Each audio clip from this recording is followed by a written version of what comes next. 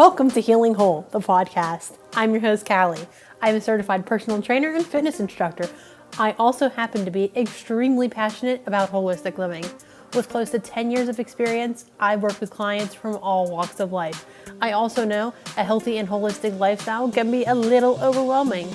I'm here to break it down for you and take you on my journey to healing whole. Remember, the materials and content within this podcast are intended as general information only and are not to be considered a substitute for medical advice or treatment.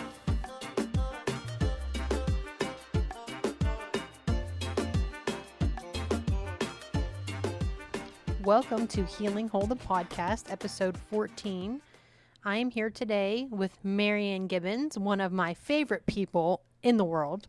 Maryanne is a Reiki Master Teacher, a certified spiritual healer, a certified Metaphysician, and also a Reverend that will one day marry me. So she is among many other things, but she is an instructor at the Dr. Lillian Ronzio School of Holistic Health. She is very well-rounded. She has a great background, and we're going to get into all that today. How are you? I'm good. How are you? Very good. So first off, can you tell me how you got into this holistic way of living? Oh, my. Yeah, I got very, very ill. And I was about 30 years old and was really ill, and the doctors didn't know what to do with me. And somebody told me about herbs, and I passed the natural way every day on my way to work. So on my way home that day, I pulled in and met Dr. Lillian, bought 3 books, bought a bottle of herbs, and that changed everything. Because I did have to, I had to address that right away because I was really sick. And in 1 month after being sick for like 6 years, I was 90% better. Amazing. It absolutely was amazing and opened my eyes. And all you did was adjust herb and I started taking herbs. I said orbs. Because the whole thing was viral. So luckily there were no medicines at the time for that. And were you into the metaphysical way of like lifestyle before this, or did you get into that after? I wouldn't say lifestyle, although that was always in my head. Okay. I never believed things quite the way other people did. And I never looked at the world quite the way other people did. And I never looked at God the way we were taught. And so all of that was in my head. But to as far as learning any of the different healing modalities and the energy work, that all started after the herbal. And that was when you were 30, so that was like 5 years ago. Yeah, 6. Just Maryanne has a lot of experience. So you got into the metaphysical. I don't know how to say it, but you got more into metaphysical thinking, believing way of life. What kind of brought you to that? You know, when I was little, I always I went to Catholic school. And the things that we were taught, I didn't necessarily agree with. And what I mean by that is I thought that their idea of God was so limiting and that God was mean and you get punished and all this kind of, all that, you know, all that sin, all that kind of stuff. And when I was like 2nd grade, I'd raise my hand and go, God would never do that. And so you always stood out. I didn't know. I couldn't articulate what I thought God was, but I knew what they were telling me wasn't the whole picture. So that kind of thing was always in my head. Okay. Shortly after I got sick, you know, this whole thing went on in my 30s. I was looking for something. I discovered the church that I had been going to in Irwin. And that really started the energy journey. Although just by taking the herbs, I was already learning about energy because I recognized right away that herbs aren't just food, you know, for the body. They're energetic medicine too. And I could tell And the one herb that made the biggest impact on me in terms of the energy of it was hawthorn. And hawthorn is considered a heart herb. And yeah, and it was like, I can feel that. I can feel it, and I could feel it. I noticed that when I eat well, my energy is better. Oh my, like, yeah. I feel like my body is vibrating at a much higher intensity and a higher level and a more positive level when I'm eating well, as opposed to when I'm kind of relaxing, because I try to give myself relaxed meals, relaxed days. My energy operates on a totally different level when I am not eating at an optimal kind of speed. Yeah, that's true. And anybody who takes the time to pay attention, you notice that pretty quickly. Yeah. So tell me about this church you were talking about. The name was Universal Life Healing Church and Center, and their focus was on healing. And I went there for a private meeting first. I was inquiring about a healing modality called Rohan. And Rohan is basically, in just a few words, energetic psychotherapy. Okay, that's a good short definition. So I went down and said, okay, so tell me what this really is. And I never left. I mean, literally, from there, I went to Sunday service and I never left. That's where I learned Reiki. That's where I learned spiritual healing. Because the focus was on healing, Sunday sermons were about everything. So one week it'd be about herbs. Another week it'd be about nutrition. Another week it'd be about Jesus. Another week it would be about Buddha. So it was very well-rounded. Really holistic. Really and truly holistic. And I learned so much. Yeah. So you said you learned spiritual healing and Reiki. Are those different? Reiki is a form of spiritual healing. Okay. Reiki has kind of set rules. The way the Reiki energy flows, anyone and everybody can learn Reiki. You don't have to do anything special except take your classes and get attuned. I attuned my grandson when he was 3.5 because he was already laying hands on people. So I asked my teacher and she said, we'll attune him. So, because you took Reiki, we have hand positions and things like that. The other forms of spiritual healing, there are different things that you do and different things that you keep in mind, and you have to be super, super careful about what's going on in your head. Like shamanic healing, that is an example of one of the kinds of spiritual healing. So there are a lot of different things that come under that realm. There's reconstruction, there's, now I'm not going to be able to remember the name of the other one that starts with an R. Tapping that we were talking about, that's energy healing. Yes. So all of those things really come under the heading of spiritual healing because you're tapping into the universal life energy. Which is what Reiki stands for. That is what the word Reiki stands for. Yes, it is. So, loaded question, but what has Reiki done for you? What hasn't Reiki done for me? That's the better question. I have been doing Reiki since 1995, and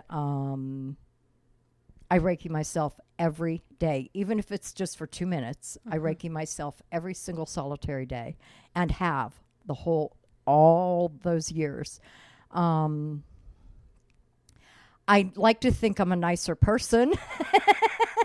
A lot of I tell you what, where it really affected me was with all of the kind of mental and emotional things, all that kind of excessive worrying and obsessing about how things are going to turn out and all that kind of stuff what it really helped me do is let go of all that. That doesn't mean I never worry. Of course. Yeah, I have kids and grandkids. You course. worry, Yeah. you know, but it's not like it was before. Less anxiety.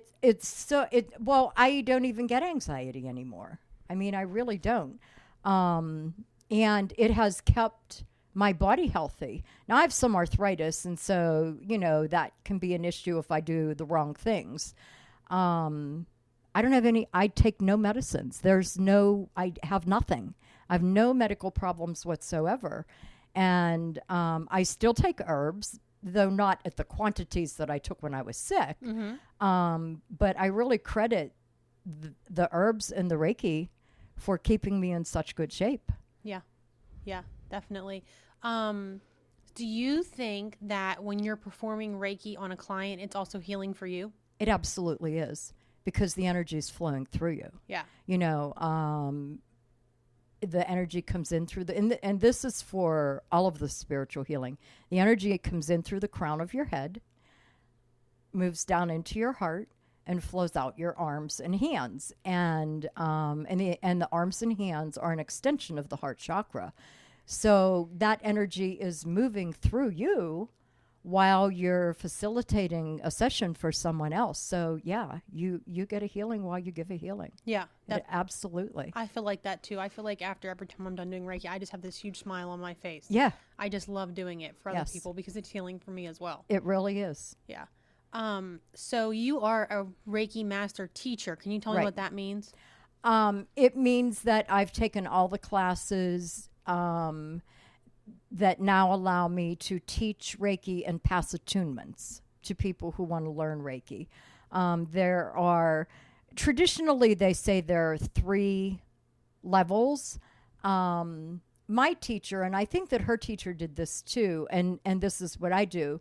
So level 1 is the very basics of Reiki. You can take level 1, never take another level, and you can do just about anything you want. Level 2, you learn symbols, and the symbols enable you to do distance. You use the symbols for distance healing, mental and emotional healing, that sort of thing. Level 3 is called Master, and it used to be Master Teacher. So Master Teacher entails a bigger monetary output and also a huge commitment of time. And so what my Reiki Master did and what I do is, if people want to reach master level, they can take that class and get that attunement and fine. But for people who want to teach, then, so I call it Reiki level 3A and 3B. Because, you know, not everybody wants to teach, and that's fine. But I don't think that it's right to charge people the kind of money and time commitment and teach them all of that if they have no interest in teaching. Yeah, that makes sense. So that's why I split it too. Give them what they actually need and want. Yeah. Would you say that getting the higher levels raises your vibrations? It does, because what every attunement does for you, you know, remember, all those attunements are coming in through the crown of the head to start with.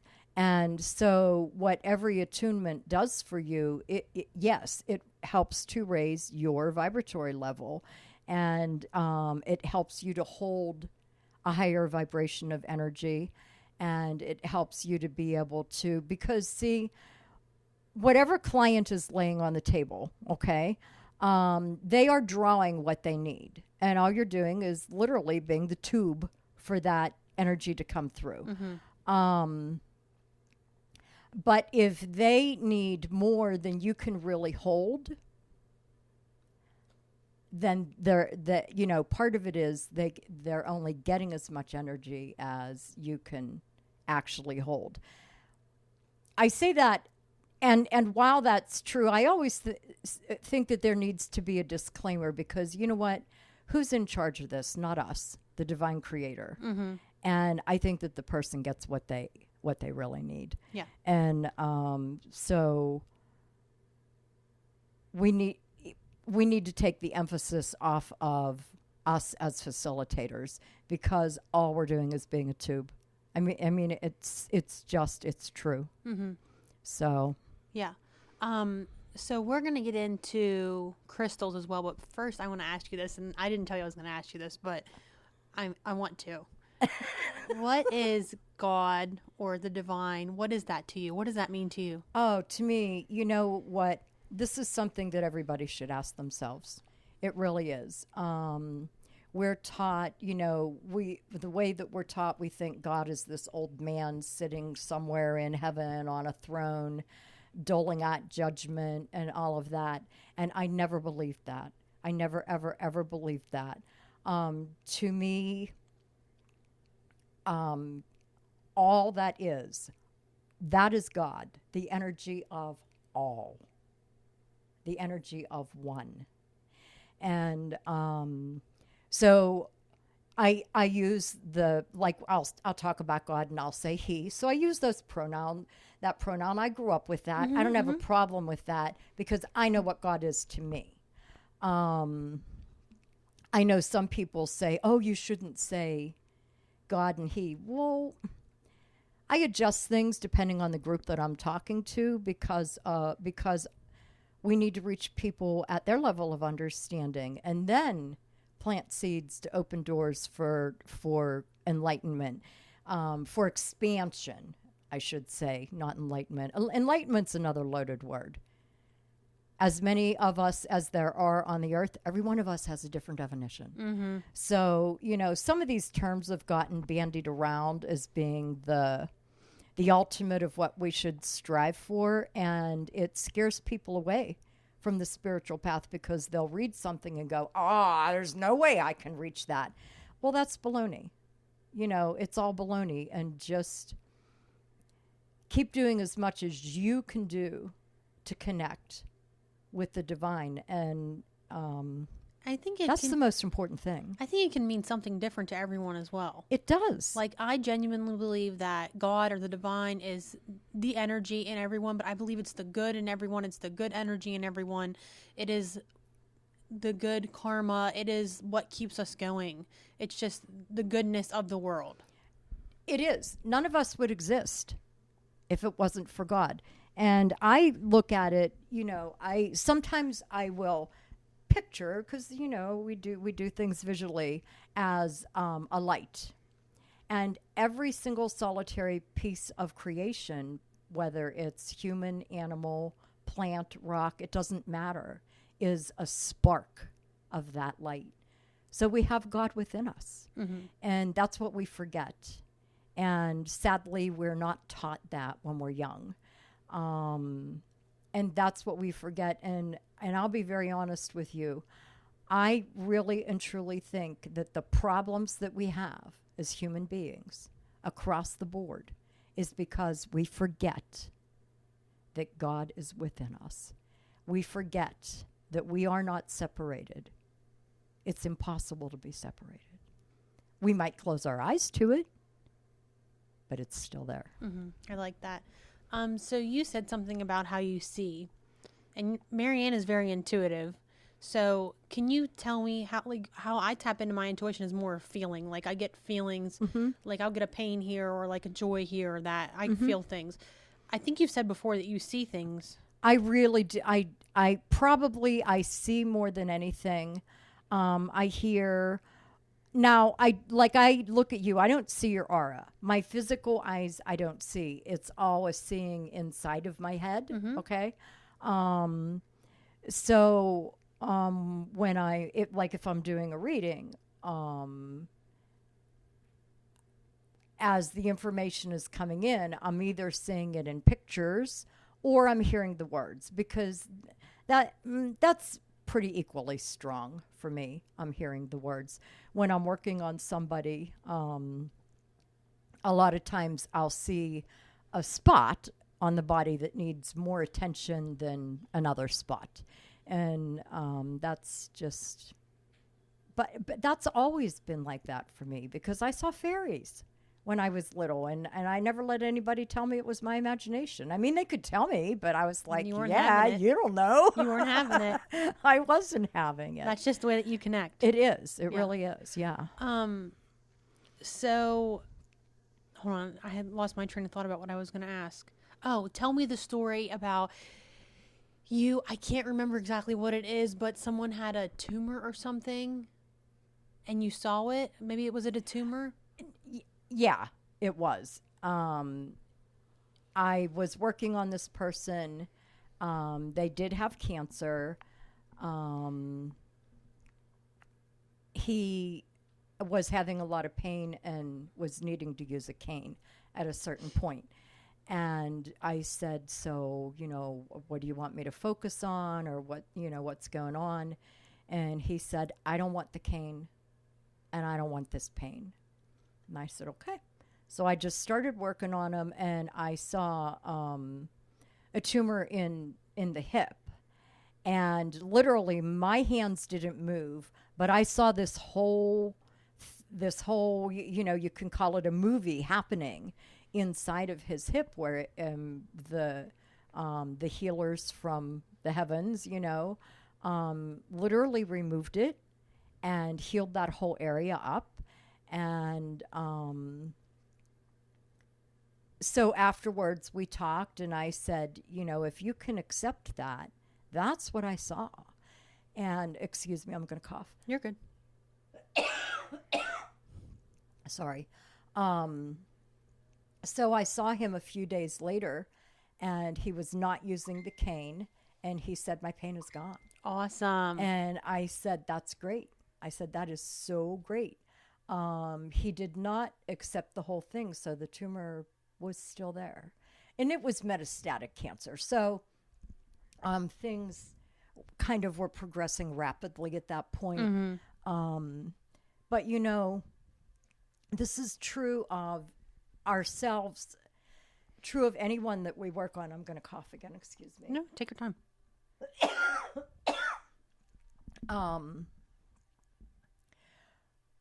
It's up to us. It's up to each individual, our soul, our higher self, working with our conscious self, whichever part is stronger at the time.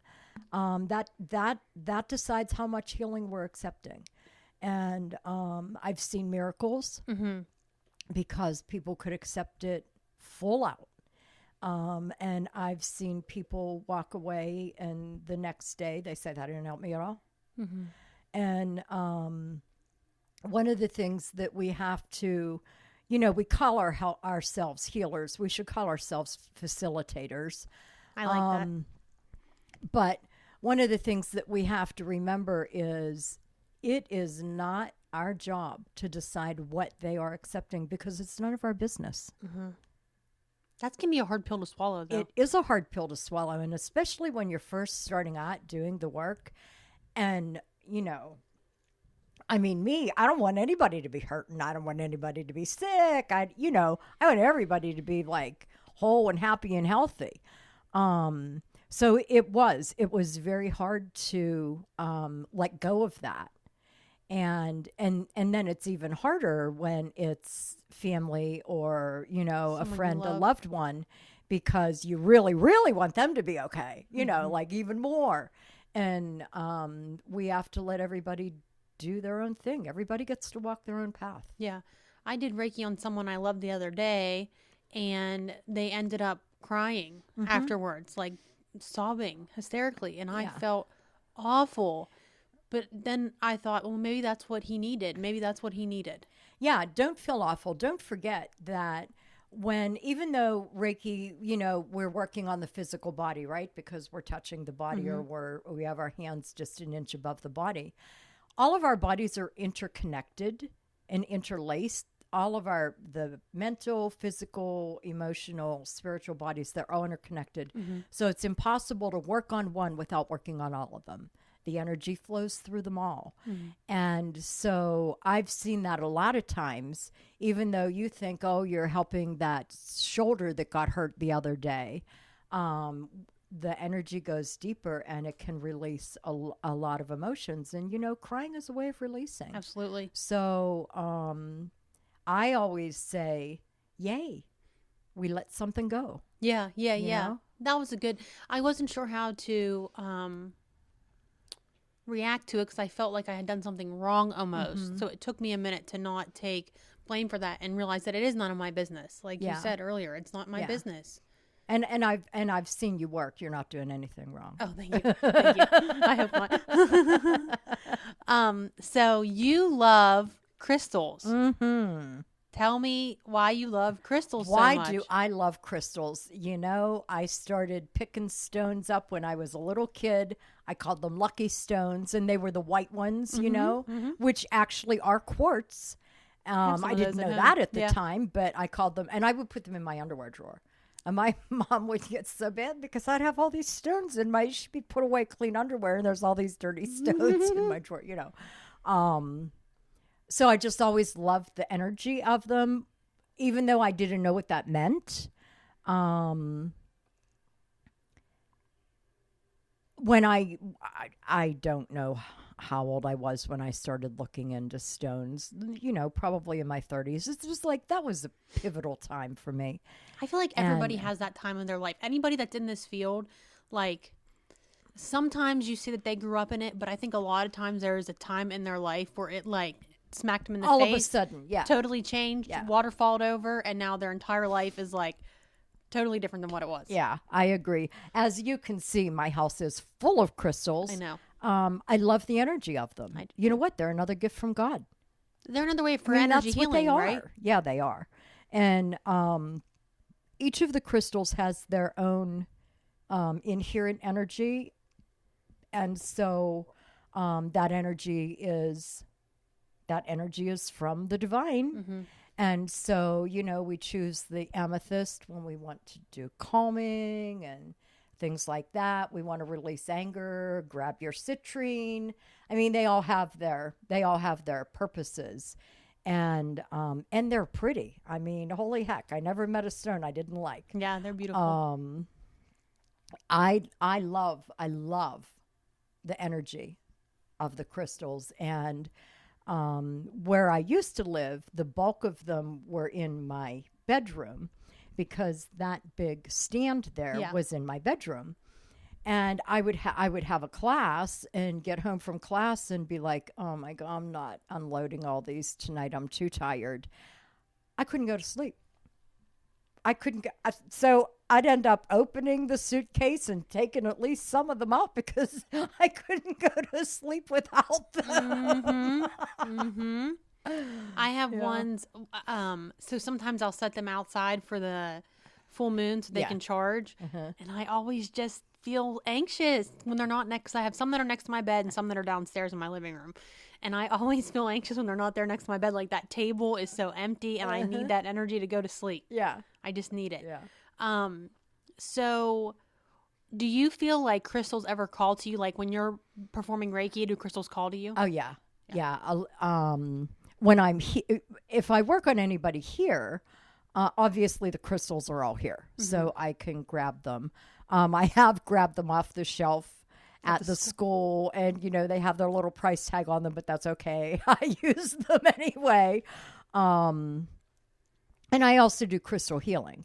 That, you know, it's like a more elaborate layout, but yeah, you know, crystals don't make Reiki better, and that's a misconception.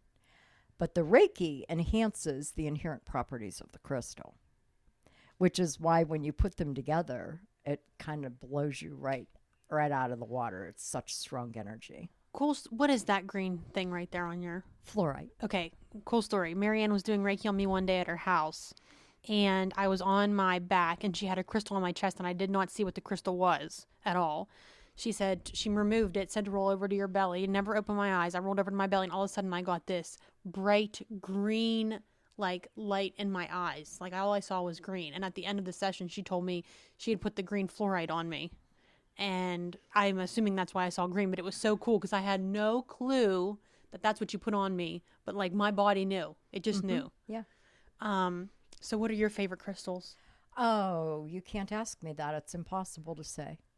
What are some basic ones if someone's starting out? Would you say they should start with? Clear quartz. Why? You can cleanse the aura. It's wonderful big energy. It amplifies.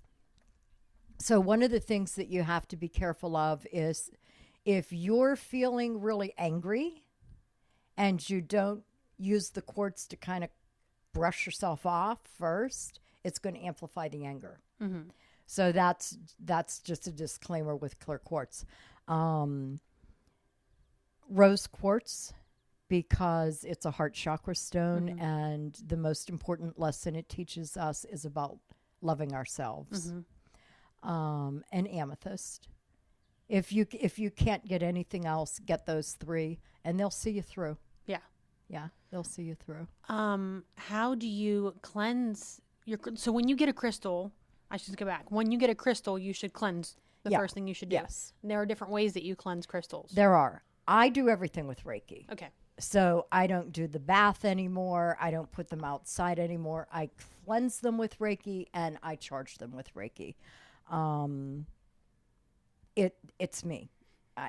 That's just what. But you can cleanse them in running water. You can cleanse them in like Epsom salt or sea salt. But you have to be careful because not all of the stones are equal hardness. Like the quartzes, anything in the quartz family, you can do just about anything to those and not hurt them. But malachite is a very soft stone. You can't put that in anything. You can run water over it. You can't put water on black tourmaline or selenite either, right? Selenite is actually, it looks like it's so hard, and it really isn't. It breaks really easily, so you have to be careful. Black tourmaline you can do just about anything too. Oh, can you? Oh, yeah. Okay. For some reason, I thought you couldn't put that in water. Yeah. The other tourmalines, I don't put in any kind of acid or anything like that. But black tourmaline, I've done a lot to black tourmaline. I have started getting more raw, and so they're pretty filthy when I get them. And so I bought brushes, and it's so much fun. And so some of them have had like a lot of clay and all the gunky stuff that comes with on it when them. it's right. from the earth. I mean, you're digging it up. Yeah. And so first I wash it with hot soapy water and give it a bath, and brush what dirt off I can then. Some of them I have used a mild acid bath. But I always look it up online to make sure, can I do this to this particular stone? Okay. Yeah, because I don't want to ruin any of them. So I personally cleanse with either Palo Santo or sage. Sure. Do I need to hold each stone, and this is with Reiki too, do I need to hold each stone individually? No. Or can I, so if I'm waving my sage around the crystals, it's cleansing them all? It's cleansing them. I used to hold each one individually and say, I have like 7 words that I say over and over again that I want to pass the intention onto the crystal. But I have so many now, it takes me like a very long time to get through them all. No, I don't do that. I don't do that. When I use stones, when I work on somebody and I use stones, now those I hold and I clear when I'm done. And then I recharge them. But I can have 4 or 5 if they're not real big in my hand. And I just use the Reiki over all of them at once. And that big stand, I mean, I'll just stand, I'll make my Reiki symbol in front of it because, there's a couple hundred stones It would there. take you so long to do each one individually. I would just keep doing it over and over. Yeah. So, how important is it to charge your crystals? What does charging your crystals mean? It just means re-energizing them. Okay. The stones that absorb negativity are the ones that you really need to cleanse. Okay, so your clear quartz will, your black stones, your obsidian and jet and onyx, those smoky quartz, those absorb negativity. So you have to cleanse them of that negativity, and then recharging just as re-energizing. Black tourmaline transmutes energy, so it doesn't need cleansed. Citrine removes a lot of negativity, but it also transmutes the energy, so it also never needs cleansed. which is what I mean, there makes them so versatile then, because not everybody, wants to put that much time into it. Yeah, absolutely. Not everybody has the time to put into it, and they want to still have crystals, but you don't Right. necessarily have to do a ton of work to have crystals. No. You can, but you don't have to. You can, but you don't have to. Yeah. So Maryanne actually teaches crystal courses at the school, and she teaches Reiki at the school as well. And you can find it at Dr. Lillian. No, it's ronzioschool.com, or on Facebook at Dr. Lillian Ronzio School of Holistic Health. And you have some classes coming up and some meditations that you do. Yes. Actually, Gina and I are doing a class together on the 31st of August that is going to be a really, really, really important class. And I think we decided for a name. We've changed the name 10 times, so I could be wrong on our final decision. But it's Holistic Healthcare for Children. And so we're going to talk about nutrition, herbs, flower essences, crystals, all those kinds of homeopathy, all those kinds of things that parents can do or caregivers can do. It does not supersede taking your kid to the doctor if they're sick. You break an arm, you need a cast. We're not trying to do anything like that. But there are a lot of simple things that we can do that the child gets better fast, and especially the first aid kinds of things, as long as it's not a serious trauma. Yeah. So how about your meditations? Actually, we just finished last week, and we don't have any on right now. Okay. But we're going to start again. Yeah. Every other week. And tell me some of the meditations that you do. Okay, so they're all different. They're guided meditations. And, we do a fairy meditation. So that's a trip to the fairy realm. A popular one, the most popular one is probably the past life meditation. I think that's what you were going to say. And that's a group past life. I do past life regressions one-on-one. And so when you're doing that, the client is responding to you. And so that's also prompting where you go with it. Okay. And there are prompts along the way. When we do it as a group, I do the prompts, but clearly 20 people can't be talking out loud with me responding. That wouldn't work. Yeah.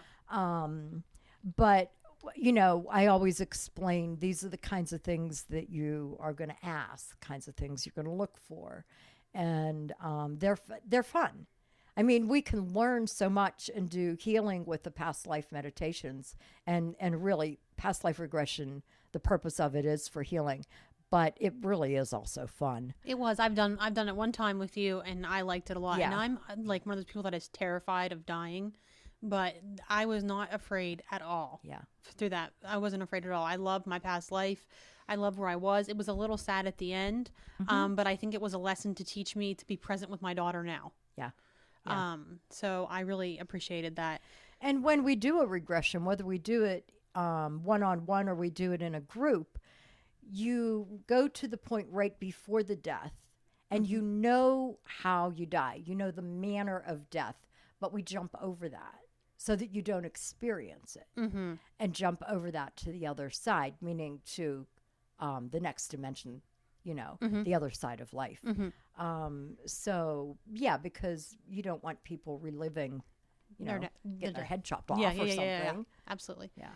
So another class you're teaching is a chakra healer certification course? Yes. And that's a 7-week class.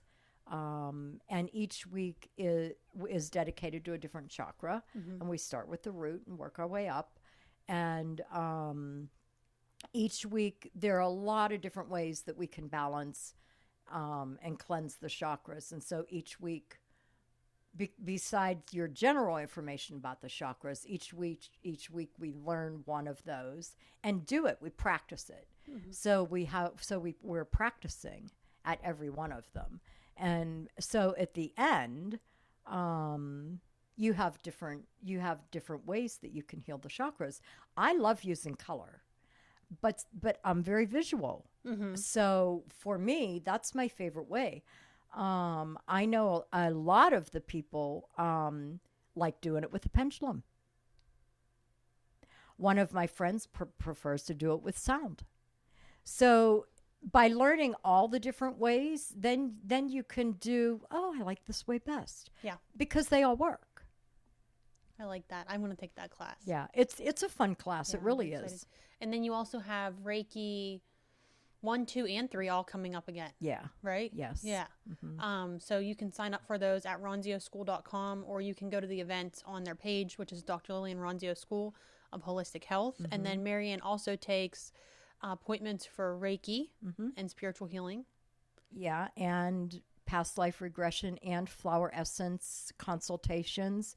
And I don't know how much time we have, but flower essences are a really, really important modality of healing. And you do a flower essence certification course. Not certification. Not certification. Just learning about it. Okay. Where you learn how. And when I do that class, if you want a solution, I help you along the way, but I have you make your own and teach you how to do that. Because I think it's really important that we're engaged in our health, no matter what we're choosing to do. We have to be engaged. The flower essences are electrical energy. Yeah, I was going to ask, what exactly is it? It is the essence of the plant. So there's no chemical component whatsoever. It's the electrical information of the plant. When we take that in, either we take it in drops, we put it in our bath, we rub it on our, the pulse points. When we take that in, that informs our electrical system to make corrections. Now, they're most helpful for mental and emotional healing, less helpful for physical, although some of the physical there are. But things like it helps us do away with faulty thoughts. A big one, money doesn't grow on trees. Who do you think I am, Mr. Melon? How many of us heard that stuff growing up? And so we have this idea that there's not enough. And that's a faulty thought. That's a faulty mindset. And so if you're addressing that, that's helping you let go. How can you manifest if you think there's not enough to go around? It makes it impossible. Goes back to what we were talking about earlier. You have to believe it, whatever you want to take with it. But like, for instance, that gentleman that with the tumor, he didn't fully accept all the healing. He accepted some of the healing. He didn't fully accept all the healing. Well, his primary concern was pain, and he didn't want people to see him walking with a cane. Yeah, and that's just the way. That's just what it was. Yeah, there are a lot of reasons. There are an infinite number of reasons why people accept or don't accept, and whatever degree it is along the way, and somebody else can't change that. That's the biggest thing that is our purpose at the school. And Gina has her intuitive development class starts again in the fall, and that's a 10-week class.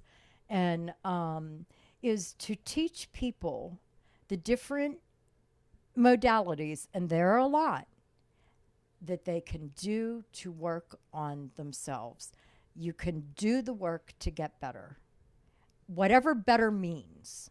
Yeah, you don't have to take these classes. You can do the work to get better, and that's empowering. You don't have to go to somebody and say, oh, do this for me, because you know what? That person can't do it for you anyway.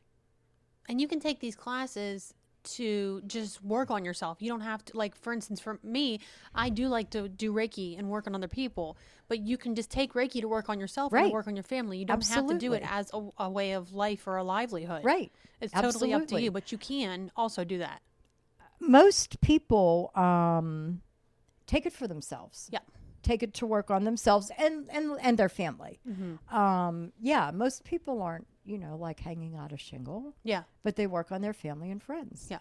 And holy heck, you're spreading it around. That's what we need. Mm-hmm. That's what we need. So, is there anything else that I should have asked you that I didn't? Oh, I don't know. No. If you want to find out any more about Maryanne, like I said, go to ronzioschool.com or the Facebook page, Dr. Lillian Ronzio School of Holistic Health, and they have an Instagram. It's Ronzio School. Take one of Maryanne's classes or all of them and her meditations because they're all amazing. And I love everything that I've done with you. I absolutely love that I've met you. Thank you. So it I makes me know very I'm happy. glad that I met you too. Yes, it makes me very because happy. I think you're a doll. Thank you. That's very nice of you. So that's all we have for you today. Thank you for joining us for another episode of Healing Whole, the podcast. We will see you next time. Thanks. That was wonderful. Oh, it's still recording. That's okay. Oh, shoot. I had to